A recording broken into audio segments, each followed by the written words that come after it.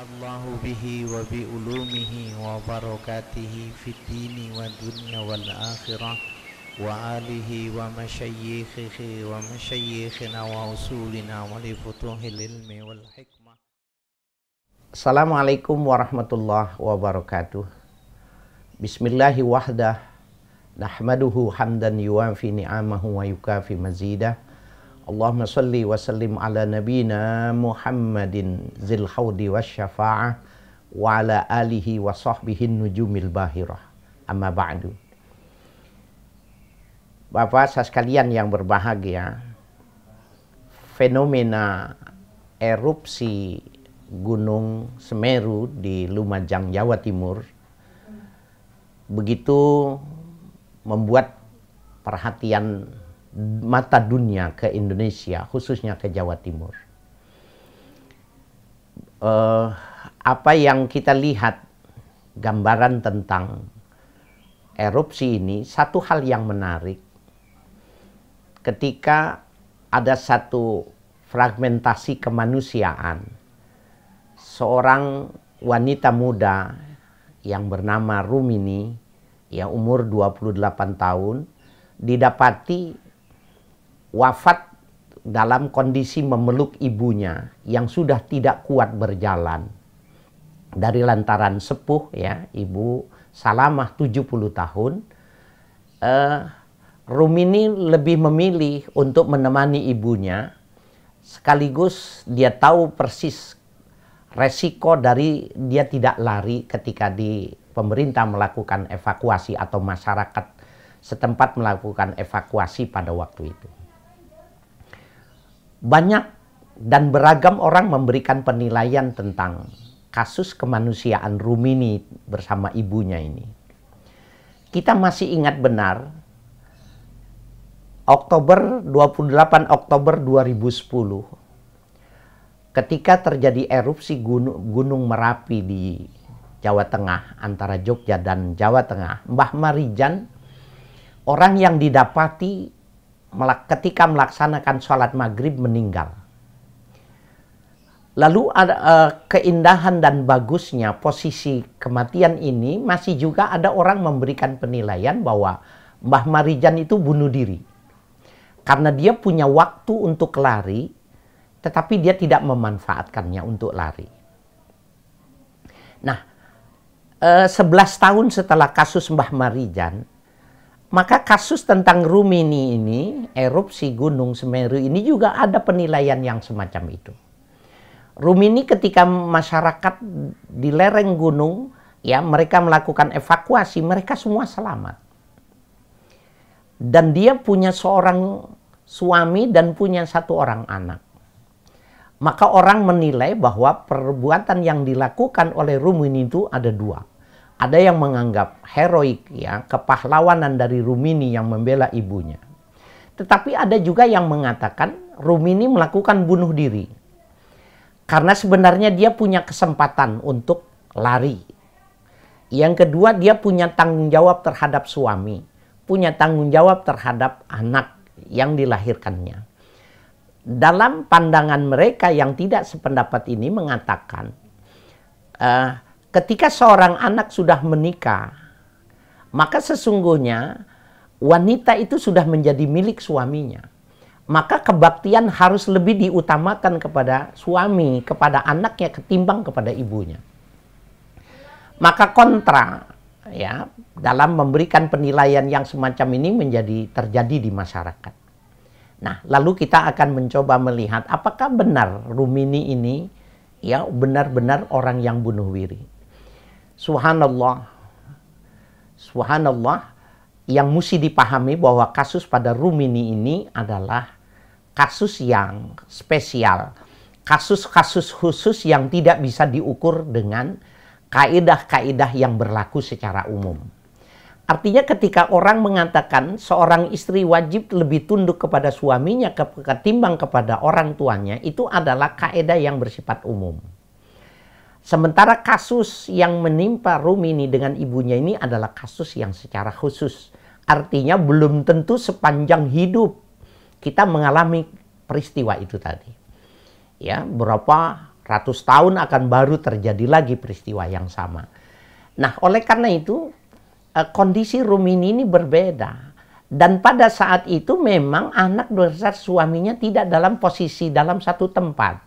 Bukan digambarkan suaminya memanggil-manggil, kemudian ibunya memanggil-manggil, tidak dalam posisi yang semacam itu.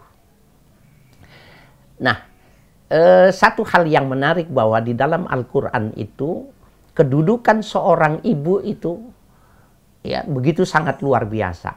Kalau saja Islam itu agama politeisme, ya, agama yang bertuhankan banyak dewa, maka sesungguhnya perspektif Islam tentang ibu adalah ibu seorang dewa, dewa Tuhan di muka bumi bagi anak-anaknya. Tapi karena Islam itu adalah monoteisme yang bertuhankan satu, mentauhidkan, maka tidak dikenal adalah ya dewa di muka bumi itu tidak dikenal. Tapi dari lantaran sebuah kedudukan yang sangat tinggi diberikan, diletakkan seperti halnya dilukiskan di dalam surah Luqman ayat 14. Allah Subhanahu wa taala berfirman, ya, anishkurli wali walidai. Bersyukurlah engkau kepadaku, kata Allah, dan bersyukurlah kepada ibu bapakmu.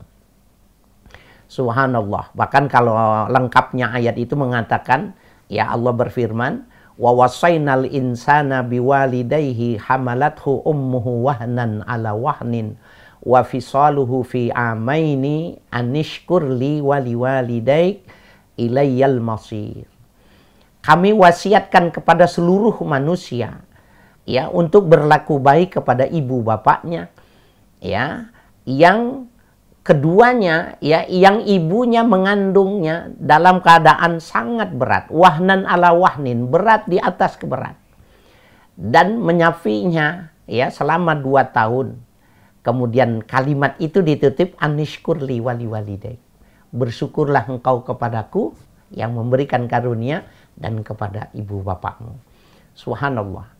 Bapak saudara sekalian yang berbahagia, maka ukurannya apa? Ya, kalau seandainya seseorang itu dikatakan ingin memberikan kebaktian yang maksimal. Ada satu hadis yang sahih, Rasul sallallahu alaihi wasallam mengatakan, la yajzi waladun walidan illa ayyajidahu mamlukan fayashtariyahu fayu'tiqahu. Ya, hadis ini sahih riwayat Imam Muslim.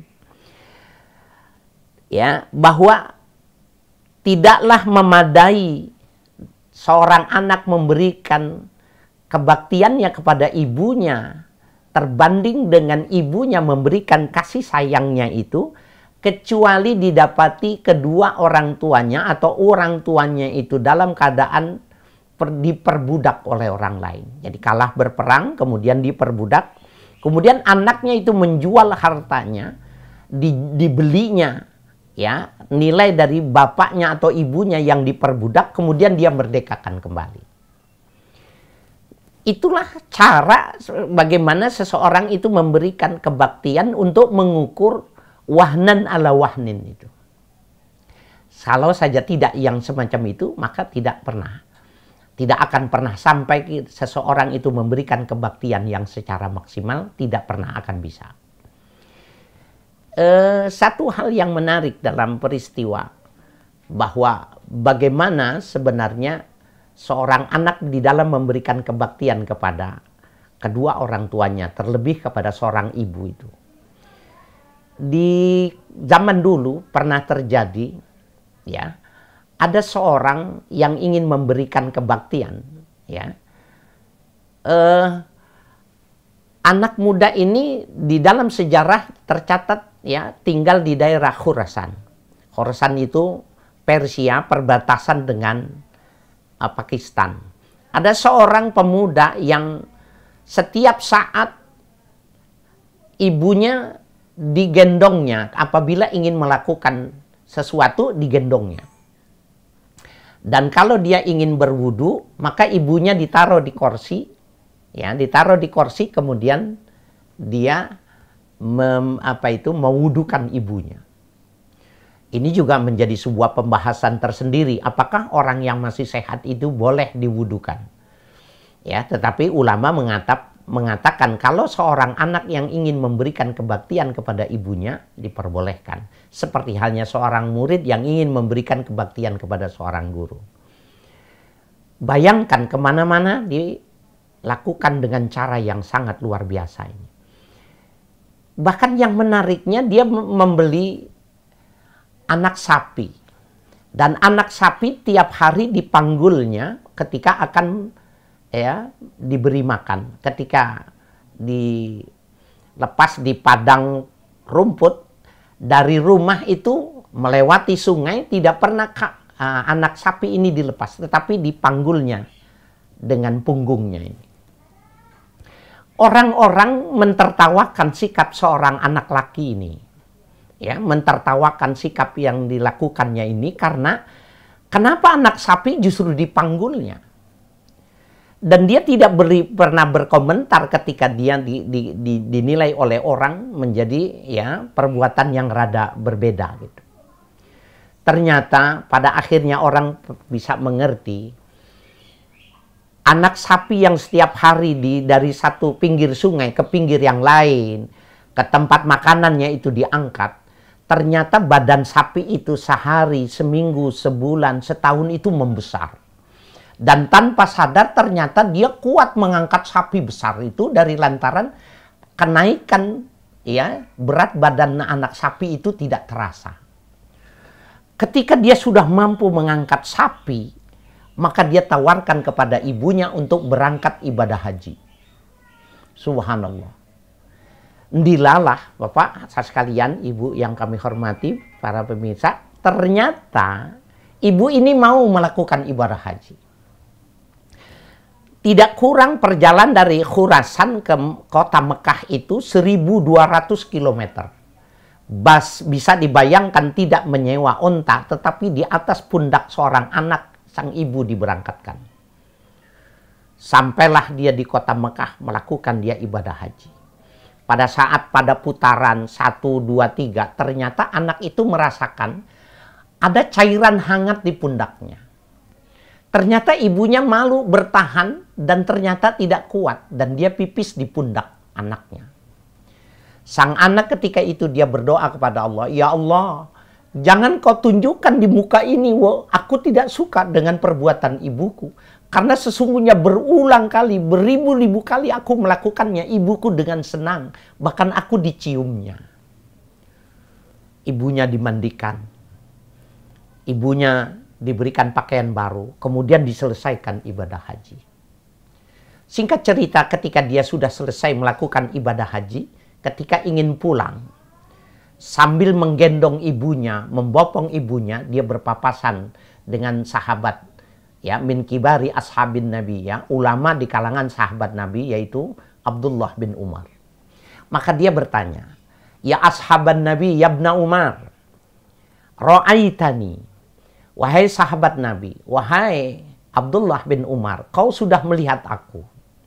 Betapa aku perlakukan ibuku dengan ibadah dengan seperti ini. Ajazaituha. Apakah aku bisa memberikan balasan terhadap yang aku lakukan ini? Apa jawaban Sayyidina Umar? Ibnu Umar mengatakan, La bitolqatin wahidatin walakin kon ahsantaha. Belum. Kau belum bisa membayar kebaikan ibumu terbanding dengan satu kali mengeluarkan kepalamu ketika akan melahirkan. Kau belum bisa memberikan kebaktian. Walakin kon ahsantaha. Akan tetapi kau sudah memberikan kebaktian yang terbaik untuk ibumu. Nah, para pemirsa dimanapun Anda berada, ini menjadi satu hal yang menarik, luar biasa kalau kita ingin mempelajari bahwa sesungguhnya seorang ibu begitu sangat luar biasa. Ada lagi yang menarik dan ini pernah terjadi menjadi kasus. Saya ingin membuat sebuah perbandingan agar kasus ini menjadi lebih jelas bagi kita, bahwa sebenarnya pernah terjadi di zaman Khalifah Umar Ibnul Khattab. Kala itu para Al-Imam Fakhrul Razi memberikan gambaran pada satu ilustrasi yang sangat luar biasa. Di zaman Khalifah Umar Ibnul Khattab itu, umat Islam pernah diblokade. Umat Islam itu pernah dikurung oleh musyrikin, ya, oleh musuh-musuh Islam, dan umat Islam berada di dalam masjid. Tidak bisa keluar, semuanya sudah terkurung di kota Madinah itu, di dalam Masjid An-Nabawi. Maka di luar dugaan ada salah seorang di antara mereka itu mencabut pedang, kemudian dia keluar dari masjid dan merangsek ribuan kaum musyrikin yang ada di luar. Bisa dibayangkan Bapak saudara sekalian yang berbahagia, bagaimana seandainya seorang diri keluar melawan ribuan orang itu, ya, maka ukurannya pasti mati dia. Yang ada jawabannya mati dia. Maka ketika dia terangsek dan ternyata dia berdarah-darah, bersimbah darah dan mati semacam itu, orang-orang menjerit. Wala tulqu bi aidikum ila tahlukah. Janganlah kalian, ya, menjatuhkan ke dalam kenistaan dengan tangan sendiri. Dan kita tahu bahwa kalimat itu adalah kutipan Al-Quran. Wala tulqu bi aidikum ila tahlukah. Jangan kau binasakan dirimu dengan tanganmu sendiri, ya, ke dalam kebinasaan. Bahasa pendeknya, jangan lakukan bunuh diri tanpa perhitungan. Apa yang terjadi? Sayyidina Umar marah. Sayyidina Umar marah mengatakan kepada hadirin, siapa tadi yang mengatakan itu? Siapa tadi yang mengatakan itu tadi? Siapa yang membacakan ayat Al-Quran, mentakwil ayat dengan kasus ini? Semua orang terdiam. Kalian mesti tahu, sesungguhnya yang dilakukan oleh saudara kita, ayatnya bukan itu. Tetapi ayat lain yang mengatakan, wa minan nasi may yashri nafsahu ibtigha'a mardatillah. Allah mengatakan ada di antara manusia, mereka menjual nyawanya untuk mendapatkan keridhaan Allah. Jadi bukan bunuh diri. Itulah yang dilakukan oleh Rum ini. Wa minan nasi may yashri nafsahu ibtigha'a mardatillah. Ada di antara orang-orang yang beriman itu menjual nyawanya, menjual dirinya untuk mendapatkan keridhaan Allah. Kenapa? Karena keridhaan Allah, keridhaan dia adalah tergantung dari ibunya. Ketika ibunya ridho, tidak kuat berjalan, ditemaninya, dipeluknya, seperti ayam yang melebarkan sayapnya agar supaya anak-anaknya tidak tersiram oleh hujan. Maka itulah yang dilakukan oleh Rumini dalam konteks dia memberikan kebahagiaan. Dalam konteks dia ingin memberikan rasa syukur kepada ibunya. Dan dia jual untuk memberikan penghormatan. Nah, jadi menurut pandangan kita bahwa yang dilakukan Rumini itu bukan bunuh diri. Tetapi dia melakukan sebuah persembahan yang disebut dengan mayyashri nafsahu ibtigha'a mardatillah.